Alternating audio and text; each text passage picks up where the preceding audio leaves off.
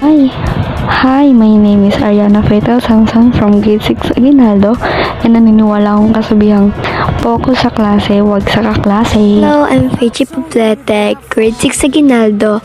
Naniniwala ako sa kasabihang mag-aral na mabuti para hindi bumagsak. Hello everyone, my name is Riaca Santiago Nario, grade 6 Aguinaldo. Naniniwala ako sa kasabihan, kung wala kang tiwala sa sarili mo, magtiwala ka sa katabi mo. Hi, my name is Anjo Onggia, grade 6 Aguinaldo. Naniniwala ako sa kasabihan na sa dulo ng pag-aaral huwag kang susuko. Hello everyone, my name is Chancel Sipusa, grade 6 Aguinaldo. Naniniwala sa kasabihang aral ay gawing tulay patungo sa matiwasay na buhay.